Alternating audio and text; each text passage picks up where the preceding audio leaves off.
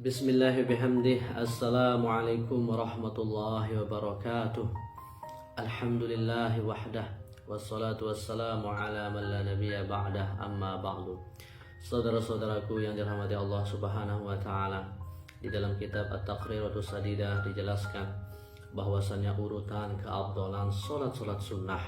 Yang pertama, yang paling abdal adalah solat sunnah 2 hari raya, karena ada ulama yang berpendapat wajib keduanya. Yang pertama, sholat sunnah Idul Adha berdasarkan dalil Al-Quran, wa sholli li rabbika wanhar. Kemudian sholat sunnah Idul Fitri. Menyusul setelah itu sholat sunat khusuf gerhana matahari, kemudian khusuf gerhana bulan, kemudian istisqa, sholat sunnah mohon hujan, kemudian sholat sunnah witir. Setelah itu sholat sunnah rawatib, yaitu sholat sunnah yang mengiringi sholat fardu qabliyah dan ba'diyah. Setelah itu sholat sunnah tarawih.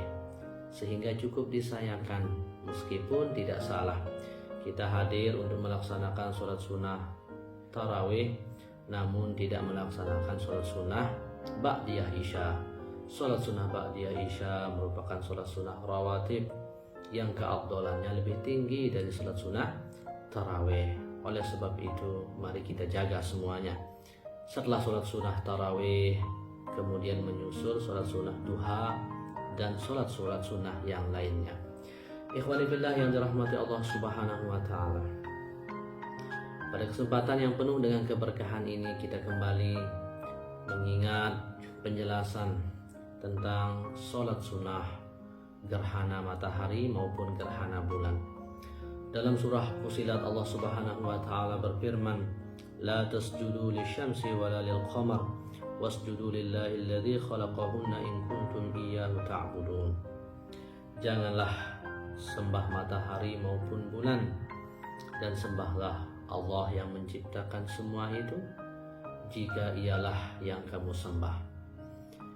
Kemudian Rasulullah SAW bersabda, Inna syamsa wal qamar ayatani min ayatillah. Sesungguhnya matahari dan bulan adalah 2 tanda dari sekian banyak tanda-tanda kekuasaan Allah subhanahu wa ta'ala. Fa idza ra'aitum dzalika fasallu wada'u hatta yankashifa ma bikum. Jika kalian melihat ada terjadi gerhana baik matahari maupun bulan, maka sholatlah dan berdoalah sampai selesai terjadi gerhana. Dalam riwayat yang lain, fada'ullah wa kabbaru wa sallu wa tasaddaqu. Jika kalian melihat terjadi gerhana, berdoalah kepada Allah, kemudian bertakbirlah, sholatlah, dan bersedekahlah. Ulama Asy-Syafi'iyah kemudian menyimpulkan hukum bahwasannya melaksanakan sholat gerhana matahari maupun bulan hukumnya sunnatun muakkadah, sangat disunahkan, bahkan makruh jika ditinggalkan. Kesunahan melaksanakan sholat sunat gerhana ini disunahkan baik sendiri maupun berjamaah, dan ini adalah salah satu sholat sunnah yang dianjurkan kita melaksanakannya secara berjamaah. Tapi kalau tidak ada teman kita berjamaah, maka kesunahannya tetap kita dapatkan dengan kita melaksanakannya sendirian. Kemudian tata cara pelaksanaan sholat sunat gerhana ada 3. Yang pertama, seperti sholat sunnah biasanya, ada 2 rakaat seperti biasa dengan doa iftitahnya, kemudian Fatihah, kemudian surah. Kemudian tata cara yang kedua berbeda dengan sholat sunat biasa, yaitu 2 rakaat, namun di setiap rakaat ada 2 kali ruku dan 2 kali membaca Fatihah dan surah.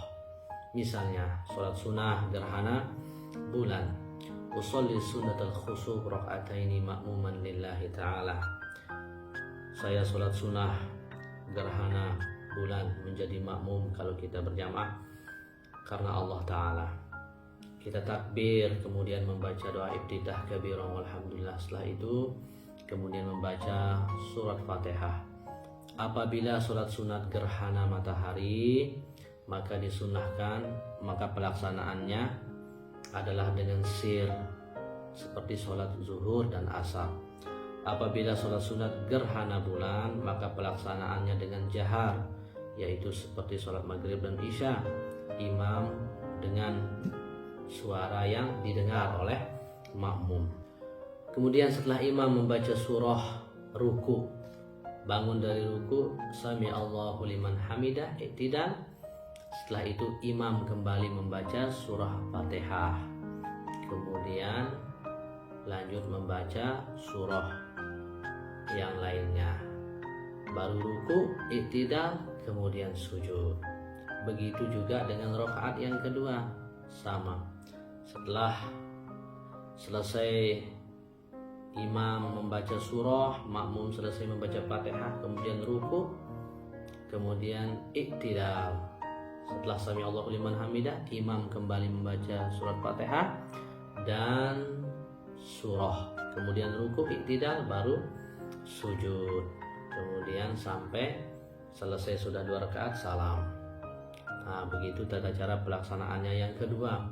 Adapun yang ketiga, yang paling sempurna adalah sama seperti tadi, cuman disunahkan memperpanjang, sebagaimana hadis yang disampaikan dari Siti Aisyah, bahwasanya Rasulullah SAW beliau sholat sunat gerhana, surahnya panjang, kemudian tasbih di dalam rukunya juga panjang. Tata caranya sama kayak yang kedua tadi, bedanya adalah memperpanjang bacaan surah dan tasbih di dalam ruku. Itu pun bagi yang hafal surah atau ayat-ayat yang panjang, dan itu pun apabila makmum aman dengan panjangnya surah yang kita amalkan.